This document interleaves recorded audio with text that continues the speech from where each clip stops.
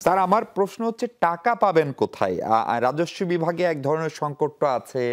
IMF থেকে টাকা পাওয়া নিয়ে এক ধরনের সংশয় তৈরি হয়েছে। এরকম সময় কেবল কি এই অভ্যন্তরীণ উৎসের উপর নির্ভর করে ডক্টর সালেউদ্দিন আহমেদ বাজেট দিতে যাচ্ছেন? না, টাকা এটা আপনি যথার্থ প্রশ্ন করেছেন। এটা আমরা প্রথমত আমরা সেটা প্রথমে শুরু করেছি রিসোর্স কনস্ট্রেন্ট দিয়ে, এবং সেটা আমরা বাজেটটা করেছি। আমরা প্রথম তো আভ্যন্তরিক সোর্স থাকবে, আভ্যন্তরিক সোর্সটা একটু একটু রিলেভেল একটু বড় হবে। এইখানে আপনি দেখেন প্রথম অগাস্ট, সেপ্টেম্বর, অক্টোবর, নভেম্বর কোনো ব্যবসা বাণিজ্য স্থবির, রাজস্ব আয় হয় নাই। ব্যবসা আসছে জানুয়ারি থেকে ব্যবসা আপনার প্রসার লাভ করছে, রেমিটেন্স বাড়ছে, তারপরে এক্সপোর্টও বাড়ছে। এবং অনেকে বলে রাজস্ব যে একেবারে কমে, রাজস্ব কিন্তু এই আপনার এই পর্যন্ত প্রায় গতবারের চেয়ে প্রায় 2% কিন্তু একটু বেড়েছে, আর একটু বাড়া উচিত ছিল কিন্তু এতটা বাড়েনি।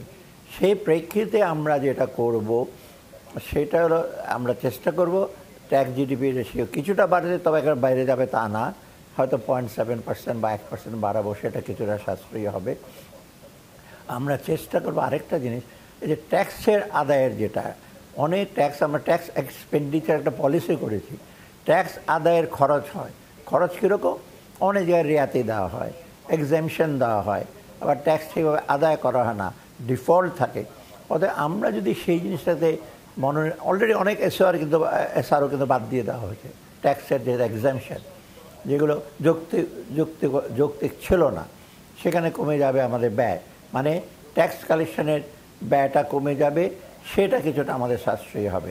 নতুন ট্যাক্স নতুন হিসেবে আমরা চেষ্টা করব। আর দ্বিতীয়ত হলো আমরা বাইরের থেকে ঋণ নেব, এবং আইএমএফের সাথে যখন আলটিমেটলি আমাদের আন্ডারস্ট্যান্ডিং হয়ে গেছে, আইএমএফ $1.2 বিলিয়ন আসবে, এটা ইনফ্যাক্ট জুন মাসের মধ্যে আমরা পাবো।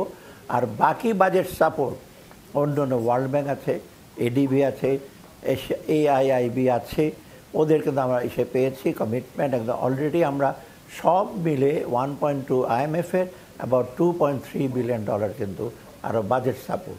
এটা হলো শুধু বাজেট সাপোর্ট। আর প্রকল্পের ব্যাপারে অলরেডি অনেকগুলো প্রজেক্ট আপনার হয়ে গেছে, একটাকে হয়েছে। আমরা ওয়ার্ল্ড ব্যাংক এডিবির সাথে অলরেডি কয়েকদিন আগে তারা $550 মিলিয়ন একটা চুক্তি স্বাক্ষর করেছে ওয়ার্ল্ড ব্যাংকের সাথে। অতএব অর্থের সংস্থাটা আছে, তবে মূল কথা হলো অর্থের সদ্ব্যবহারটা। আরেকটা জিনিস আমরা লক্ষ্য করছি যে ডেট সাস্টেনেবিলিটি, আমরা কি হার করে যাব কিন্তু দেখবো না, সেটা দিকে আমার যথেষ্ট নজর আছে। এখন পর্যন্ত কিন্তু বাংলাদেশের যে ঋণের থ্রেশহোল্ড যেটা বলি, সেটা খুব বিশাল বড় না, তবে ডেফিনেটলি এটা চ্যালেঞ্জিং। আমরা চাই না ভবিষ্যৎ প্রজন্মের উপর ঋণের বোঝা বেড়ে যাক, এবং দিন দিন কিন্তু ঋণ পাওয়াটা বাইরের থেকে কষ্টকর হচ্ছে, কারণ ঋণের টার্মস অফ বেড়ে গেছে। সফট লোন যেটা, সেটা পাওয়াটা একটু ডিফিকাল্ট হচ্ছে। এই প্রেক্ষিতে আমি বলি সম্পদের আরেকটা দিক হলো এফডিআই, ফরেন ডাইরেক্ট ইনভেস্টমেন্ট যদি আসে তখন কিন্তু তার সরকারের ব্যয়ে সাপোর্ট বা এখানে তখন প্রাইভেট সেটা করবে, প্রাইভেট পাবলিক পার্টনারশিপ। আরেকটা জিনিস যেটা এতদিন পর্যন্ত আমরা নেগলেক্ট করেছি, পুঁজিবাজার। পুঁজিবাজার কিন্তু আপনি দেখেন গত 15 বছর যাবৎ দুবার 2টা বিপর্যয় হলো, এবং তারপরে কিন্তু পুঁজিবাজার উঠে দাঁড়ায়নি।